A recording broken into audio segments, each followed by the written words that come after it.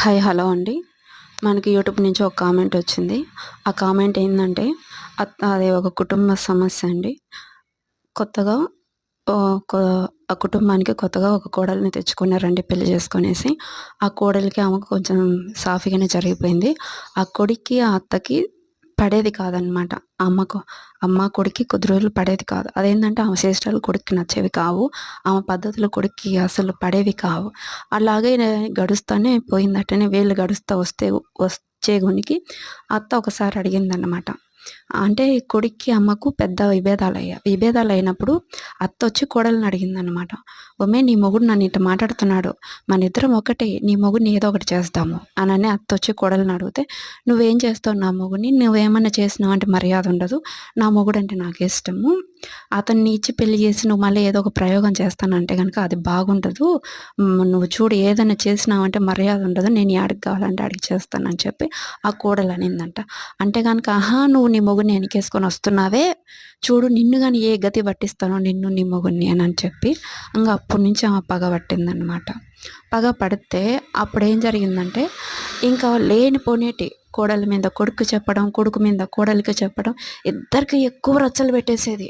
ఇటు చెప్తే కొడుకు ఎక్కడికైనా బయటికి పోతే వాడు రాడు, వాడు చేయడు అట్ట ఇట్టనని కోడలు చెప్తుంది. కోడలు ఆత్రం తట్టుకోలేక కొడుక్కి ఫోన్ చేసేది, అరిచేది ఎట్టంటే అట్ట. ఆమె చూస్తే పక్కన కూర్చొని తమాషా చూస్తూ వస్తుంది.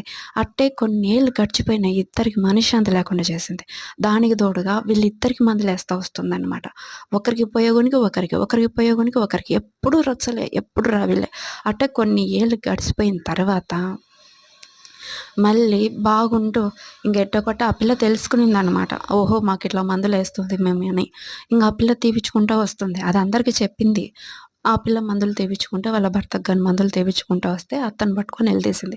"ఇది నీకు పద్ధతి కాదు. నువ్వెందుకు మందులేస్తున్నావు?" నేనేయలా" అనేది. ఆ పిల్ల గట్టిగా వాదిచ్చింది. వాదిచ్చే గునికి "అవును నేనేస్తా. ఏం చేస్తావు? ఏం పీక్కుంటావు? ఎవరికి చెప్పుకుంటావో చెప్పుకో.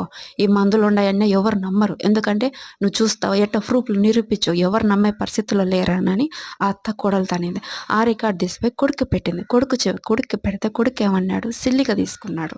మళ్ళీ అలాగే మళ్ళీ మందులు తెప్పించుకుంటా కామ్ అయిపోయింది కదా! కామ్ అయిపోయిన తర్వాత వీళ్ళు హ్యాపీగా ఉండే కొనికి ఓర్వలేకపోయింది.